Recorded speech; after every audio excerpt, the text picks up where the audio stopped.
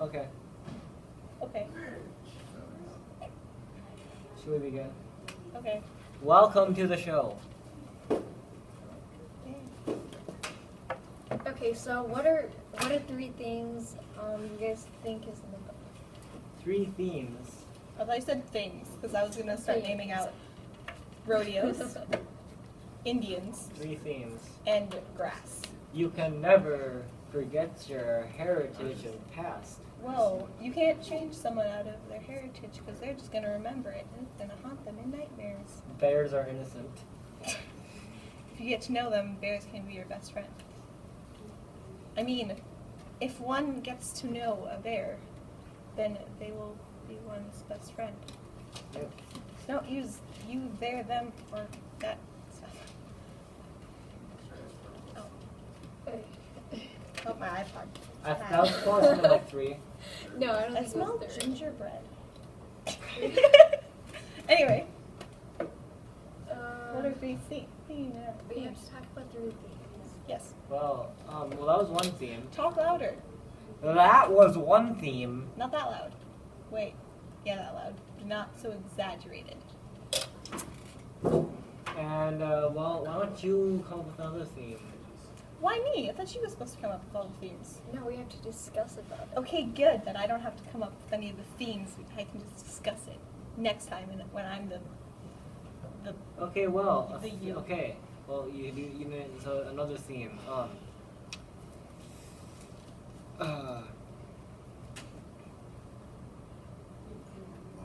Other people controlling you could lead Yeah. to something. That's true. others controlling oneself could be bad. I don't know if that's just a theme in itself. I don't know. Okay, it could be like changing one's heritage into something that would be considered a social norm, because since like Indians are all not supposed to be here because everyone thinks they're dead and stuff, Yeah. then everyone's like changing the Indians they find so they can fit the new ways and get out of the old ways. I don't know how. Did I fit that into a theme word phrasing? I don't know. That's good enough. Okay, go to page 182.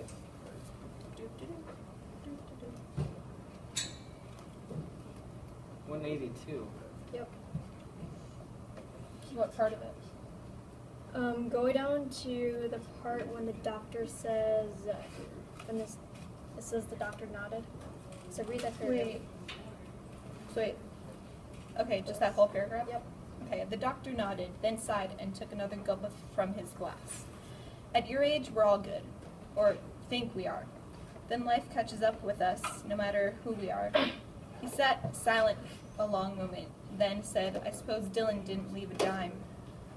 What do you think that, the question is, what do you think the author is conveying when he says these things? So, like, what does the paragraph mean? Like, the doctor is like saying how at, what's that? That sounds like a wild animal. Anyway, the doctor is saying like how at Tom's age, like everyone thinks that they're good at something even if they aren't. Yeah. Well, or it's really like you're really good at something, but eventually you get old and you can't do it anymore, no matter what it is. My book is ripping. When did that happen?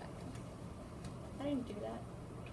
Yeah, you guys all have posted something. Yeah. Find the passage for someone. Gotta find the passage. Okay, on page 184,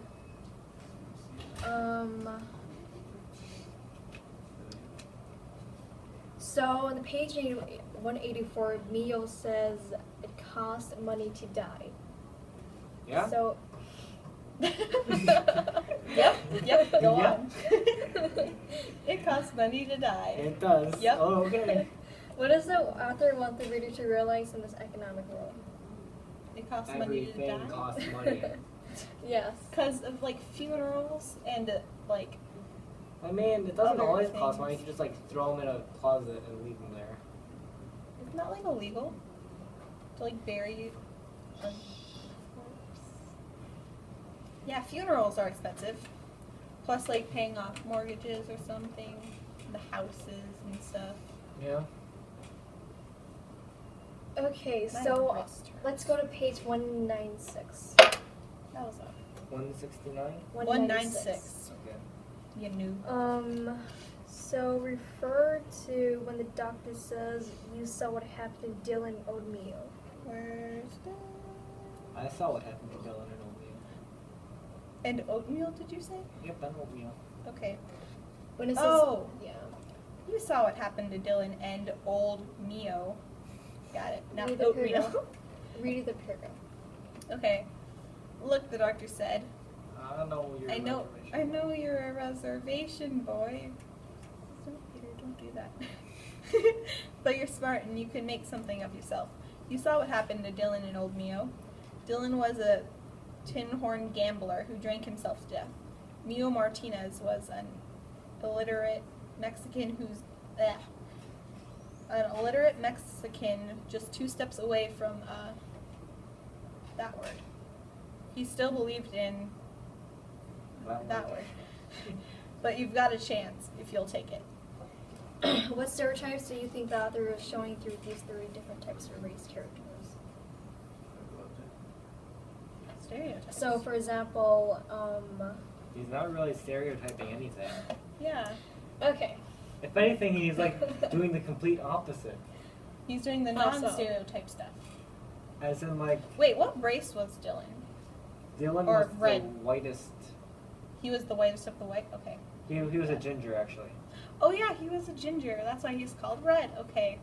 I keep forgetting that and I get confused because I think he's an Indian too. And what? Indians aren't gingers.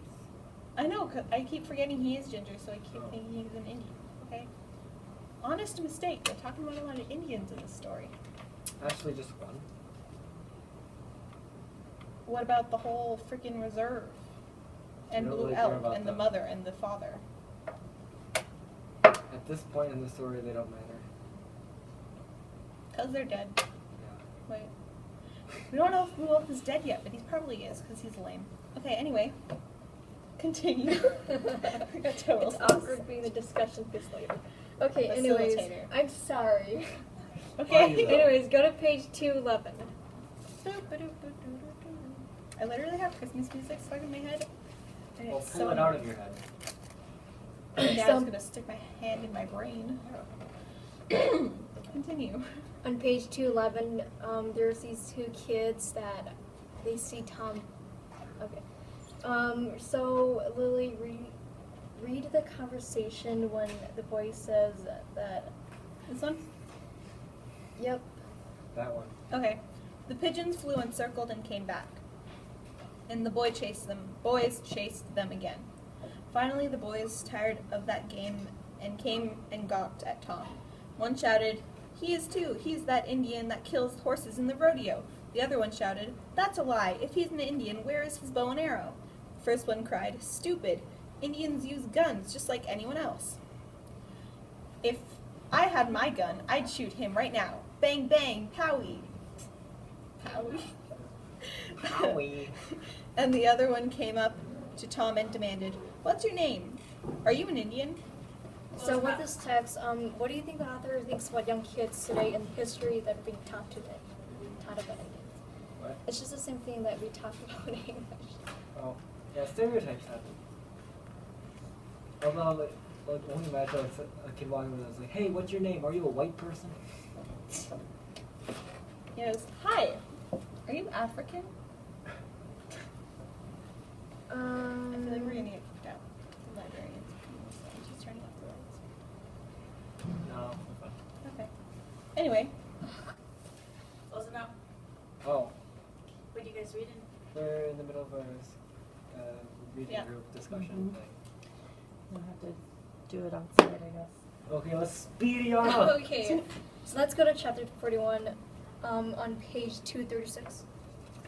when we get kicked out of here, where shall we go? On the hallway or something. Okay. Yeah, set up this thing. Yeah. There's a table out there. I'm gonna edit out where her bed was right in front of the camera. Just keep Okay, it so on page 236, when they say, then he remembered and the whole pattern fell into place. Blue Elk, Benny, Greyback, Where's Arena? Where is this? I'm sorry. Oh, it's okay, got it. paragraph. Got it. Okay, Red Dylan, they had trapped him, every one of them, and tried to run his life, make him do things their way, and now marry Redmond. How does Tom Black tie his past, how he feels about the hospital people? So, like, He feels trapped and controlled in a world far away. In a magical kingdom full of dragons. Anyway, okay, let's speed up to 293. He's the damsel in 293? distress. 293. okay. Told you you get kicked out. Boy. Didn't believe me. So, Whoa. let's refer to the text when it's the third paragraph, when it says, now he understood. Now he knew that time lay scars under a man like the chipmunk stripes, paths that lead from where he is now back to where he came from the eyes of his knowing to the tail of his remembering. There are the ties that bind a man to his own being, a small part of the rawness. What does Tombo realize by himself? Ooh, He sorry. can't escape his past. No matter how much people try to change him. He's part of the roundness. Of a circle. I'm just imagining the roundness being like an incredibly fat guy. Circle of And life. it's like he's just a small part of this. Circle of life. Yeah, I know. It's a circle. Okay, Where let's is go it? to your Okay. How about instead of getting interrupted in the middle of yours, can we like do it when we're outside? You know, Miss Tal, that's a great idea. So today's research history lesson is all about Levi's blue jeans. Huh? Why? Oh, never mind. But first, let's talk about something I have to cover. Points on the author. Significant points on the author. The significant point of today is I couldn't find anything about this guy, Oh, fun. except for what I brought last time. So there's nothing that's really important that I can speak of. So I unfortunately have to skip it because there's nothing about this guy. So, points. Productions of jeans began around 1872 with Jacob Davis and Levi Strauss. Run, Frank, run. What brought on the success of the jean was the rivets that were used to attach straps to horse blankets. And Jacob Davis decided to use those in pants, and it became really successful because it made the pants more durable. And denim fabric made the garment renewable because old, worn-out pants could be used to patch the new ones, you know? Ooh, that's fancy. Yeah. So the oldest existing pair of jeans is like 136 years old. What if you like wear them? Would they like fall apart? They're like in special protected place Oh. of Why? That's protectedness. so lame. They're just jeans. It's historical. See, look at that. Look at Oh my gosh, Google. those jeans. Whoa. They look like modern jeans though, just Yeah. about. Or maybe modern time like looped back to 136 years ago. Yeah, it's just like the only difference is they don't have belt loops and stuff. Oh. All right. Because continue. suspenders are neat. Okay. You know, belt loops are useless if people are just gonna sag their pants but have a belt so they're like secure under their butt. So I've seen a lot of guys like that, and that's just weird. Like, what are you doing with your life? Yeah, so connecting this stuff to the text, like how our new knowledge of genes connects to the text, if you guys go to page 244. Why do I always awkwardly hum when it's like, go to page this? Everybody does that. Anyway, Okay, so on page 244, we've got, he went back across the street to the clothing store. A clerk dressed like New York or Chicago greeted him, and Tom said, I needed some work clothes. The clerk looked at him over head to foot and asked, what do you have in mind? Levi's. And so he's being judged with his fancy clothes, right? And so he just wants work clothes, and that's what Levi's were. So that enhances our knowledge of the text. lots fancy. Yeah. Was this book taken place Well, that's what we're going on to. 136 years ago? Well, what time period was the book set in the near end? Because I don't really know. No one knows. This is like Sometime trucks, where there's horses cars, were- like he has a yeah. Buick. There's cars and there's horses. And then there's New York. Yeah. And like they've got more fancy medical stuff and x-rays. Yeah. So I'm thinking it must have been the 40s, at least by then. They still rode horses then? They're like rodeos and things. Horses were the primary transportation mode then. But most people like thought that Tom like rode horses. Is that just like a stereotype? That's of just an Indians? Indian thing, yeah. Okay. I didn't know. There's a bug on the outside of the window over there. That's neat. Okay. Continue, or are you done? Well, I've got one more thing here. So, how does the author's bias influence the book? Well, since I couldn't find anything about this, I really don't know what this guy's biases are. The only thing I could find was a list of some quotes. So I'm going to go over one of these quotes right now. So if you guys go to 283. Wait, weren't we just there like a bit ago? Okay. See, so if we go to 283, he closes his eyes and he's fighting with himself. I came to kill the bear. Why? And we know that text. And this thing that Hal Boylan said was, you can't be suspicious of a tree, accuse a bird or a squirrel of subversion or challenge the ideology of a violet. So there he's realizing that the bear isn't really at fault, and it's really him. And that Hal Boylan quote that kind of shows his opinion that nature, that you can't hold nature accountable for thoughts because it doesn't have any. And it's all actually you. You know what'd suck if I didn't click record? Anyway, continue.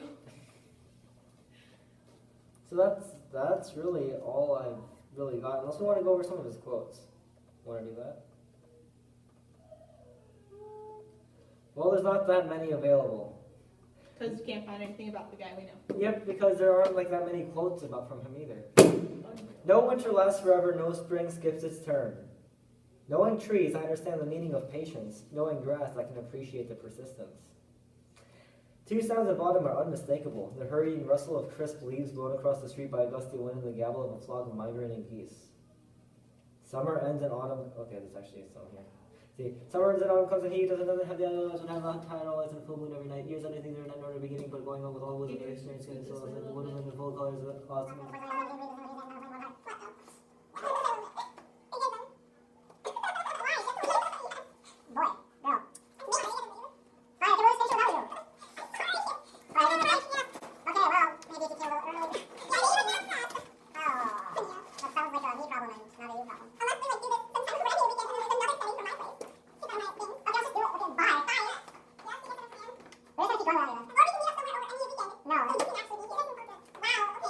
Deduct her points. Give her an N. Anyway, This is what we have to put up with every day. freaking Noise. Panea, man. Panea Man. There are giant tires outside. Yeah, you didn't know They look interesting.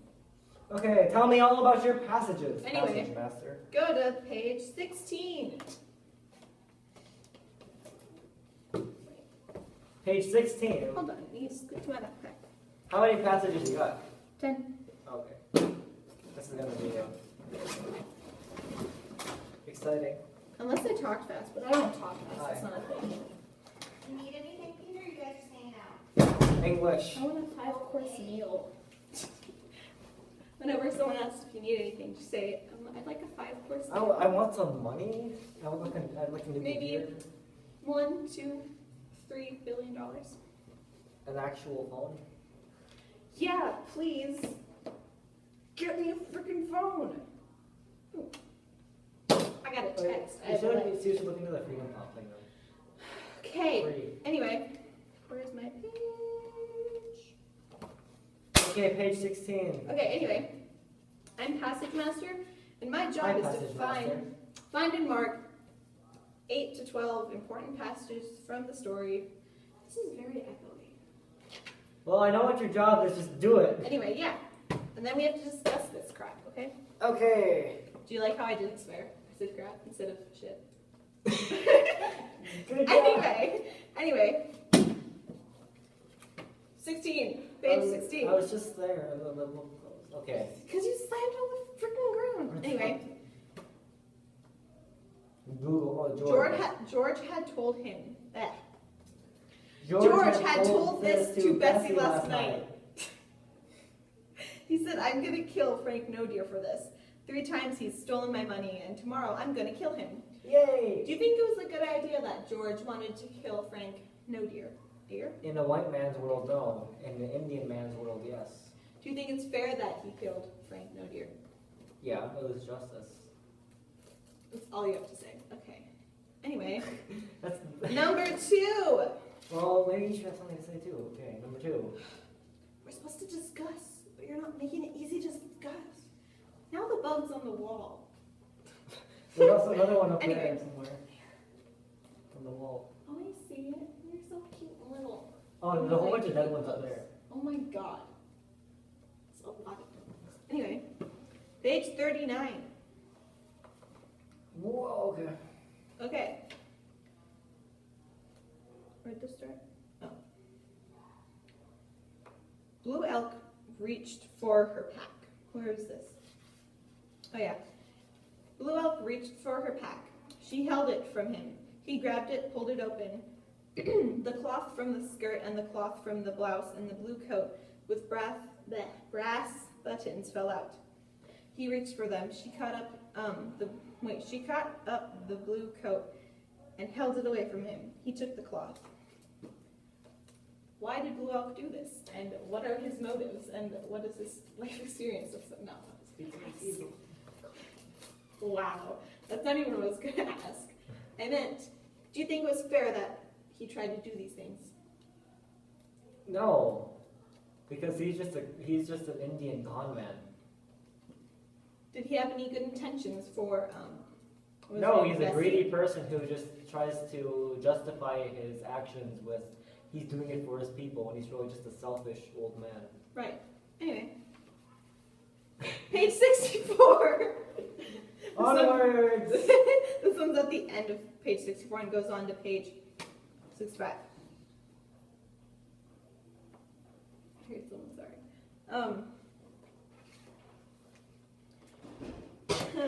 This boy should not be here alone in the winter. This is what Blue Elk was thinking. Mhm. This boy should not be here alone in the winter. That was why he had come, he told himself, to see that the boy was not cold and hungry and alone. I came for the boy's good, he told himself, for the good of my people. Did he actually come for the good of his people, No, because he's trying to convince himself that he is, even though he's not. even though he just has bad intentions and he just wants to kill everybody in a nuclear war? That's probably his motives. Don't judge me on that. Anyway, page 102.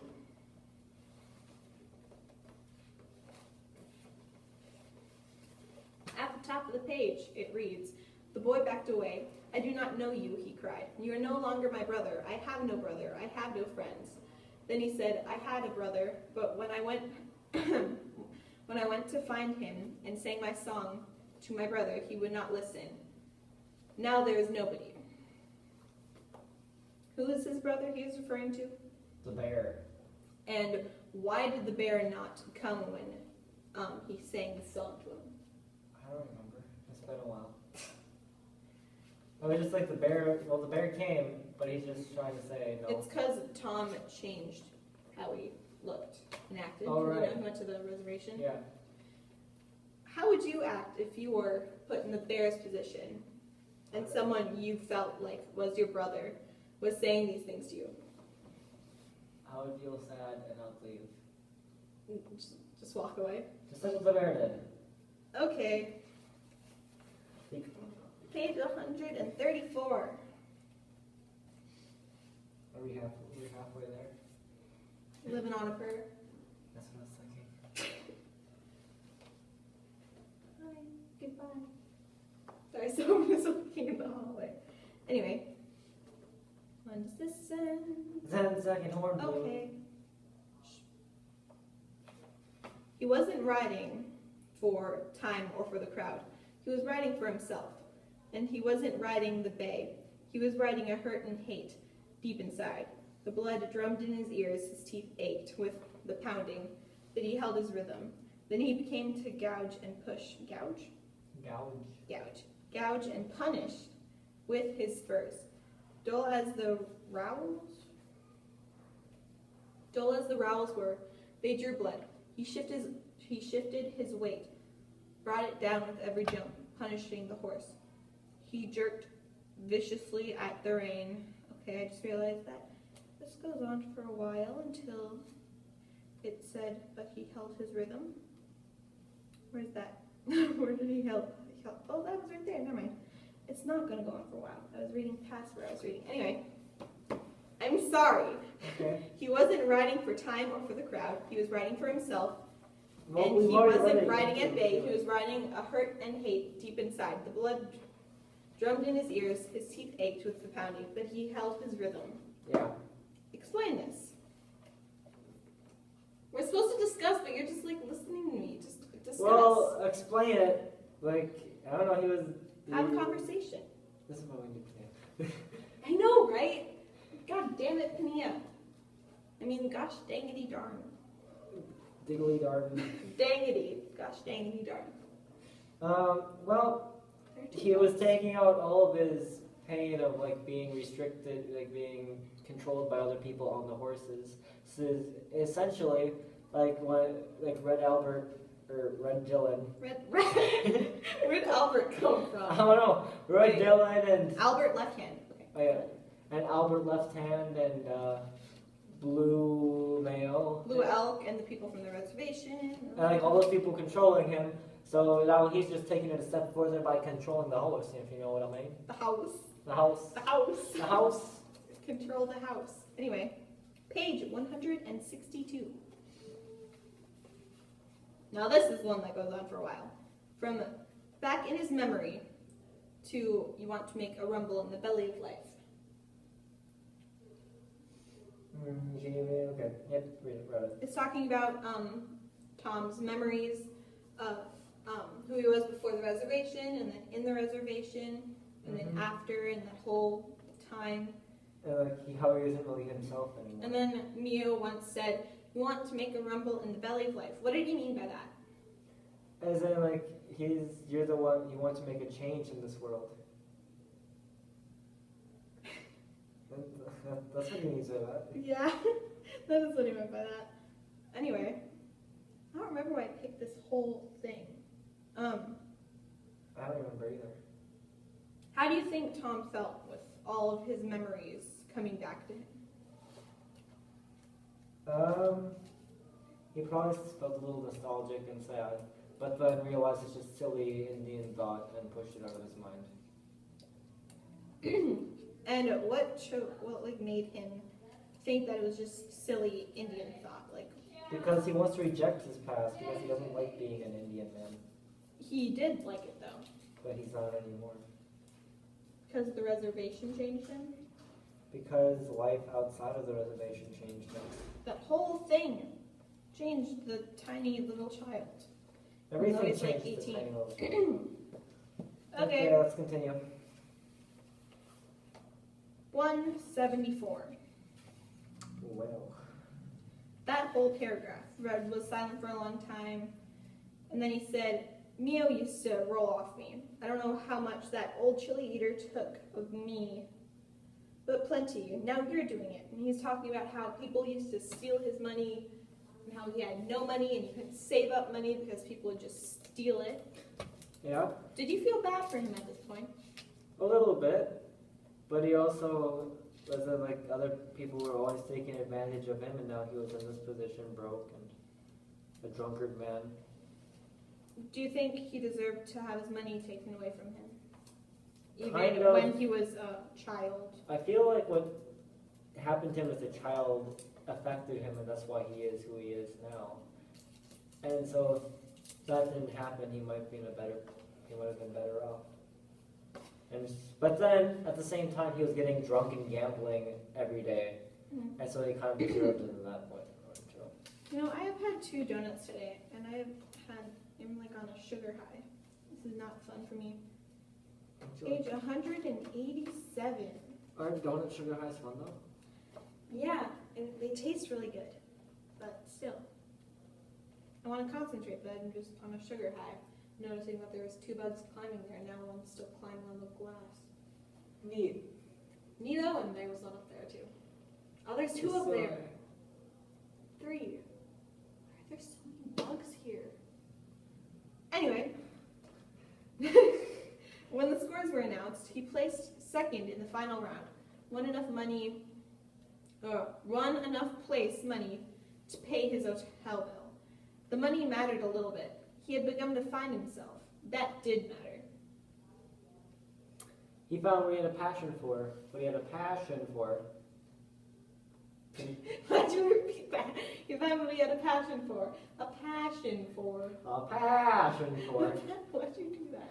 Well, because passion for. He found what he loved to do and was good at. But he didn't really love to do it because he was just Yes. smashing all of his hate out on Yes. killing horses. But the money mattered a little bit. No, money mattered little. Why did the money matter so little?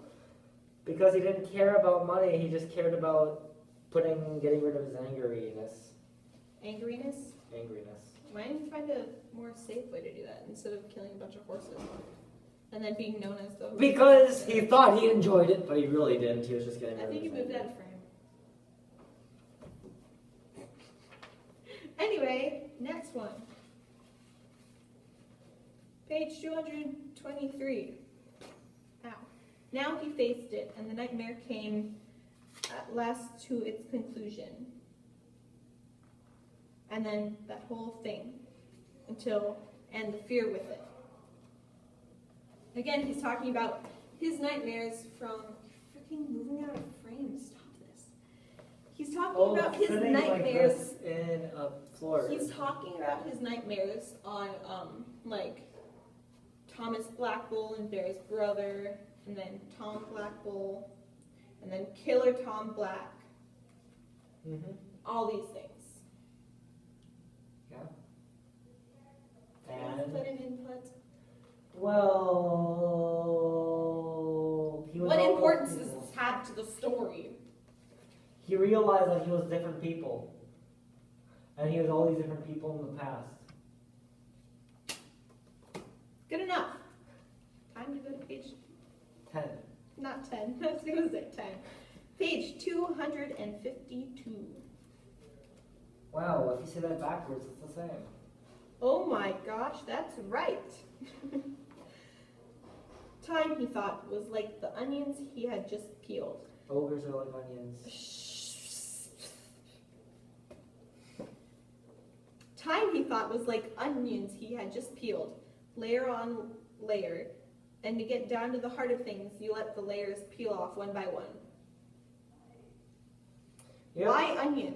Why not a cake? Because I'm sorry.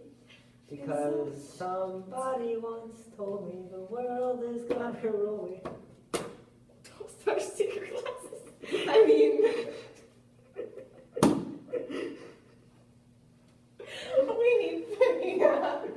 Anyway, what importance does it have in the story? He's remembering like little by little, like his childhood. So like time by time, layer by layer, he's going back and he's going further back in time and remembering stuff. And he's realizing his true past and who he is and his calling, and what he should do, and how to make the story conclude back to the beginning, so that we can finish this book. Okay. And now, what about the 4 chapters or things in the book? What about him? Do you think it's a good idea that they did that? Or Yeah. should they just put the whole thing? Because like the different chapters of his life. Whoa! Metaphor. Wait, metaphor? Maybe this book is a metaphor. Okay. We're done. That's the end. It was a good book. I really hate Red and Blue Elk a lot. I wish I killed them, but I didn't because they died before I was born. That's why you have red alien. Or purple alien. Mia was good, a little bit. Me-I-O. Benny was decent, I guess. Okay. But That's all. of course, since we never mentioned Benny, you don't know anything about it. We did last time, didn't we? Maybe. Anyway, I don't know, but who was Benny? How do you describe him? Someone on the reservation. yeah. That's all. Anyways, see you next time.